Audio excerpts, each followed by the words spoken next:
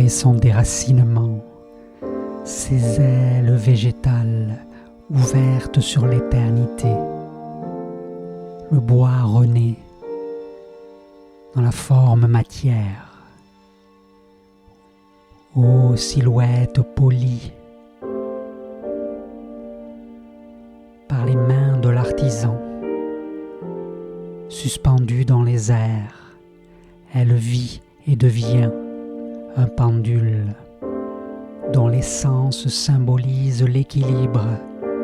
de l'être, l'âme d'un mouvement circulaire,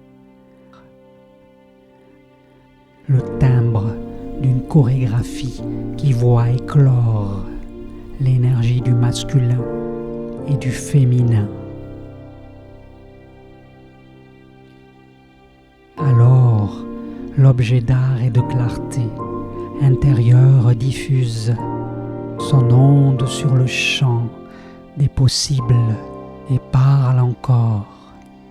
avec l'écorce de ses frères, accueillant en son sein la mélodie des feuillages, la langue des oiseaux, le verbe bleu des fleurs, révérant la joie pluviale et naturelle sous les pas du méditant du poète dont le chant pendulaire sourit à la solaire, esquisse du silence à la plume d'un oratoire lointain.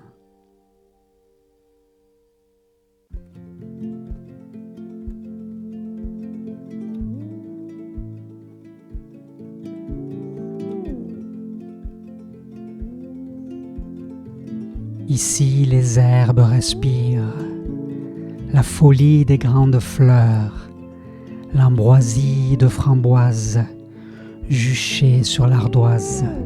d'un toit souverain. Sur le coussin d'air, le coton soyeux d'un sauvage nuage.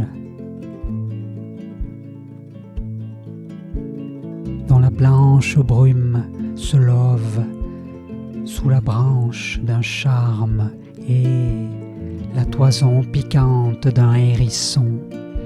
le duvet chasseur d'un félin conspirateur qui scrute un volatile, moineau funambule sur un fil à linge, attirant un papillon en quête d'un royaume, d'exilés, d'un havre pacifique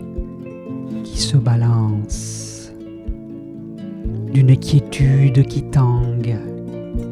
svelte barque sur les eaux,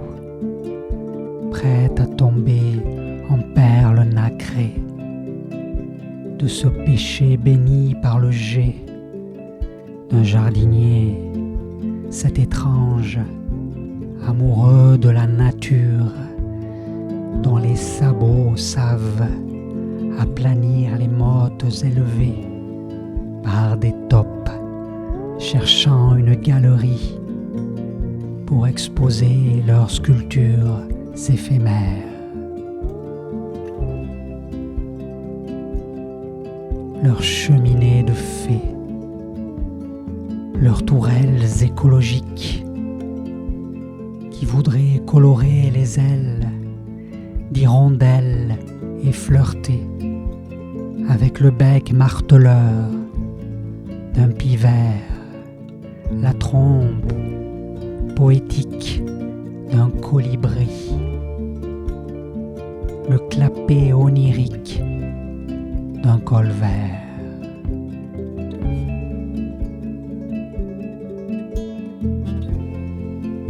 Et pendant ce temps, les fleurs semblent avoir,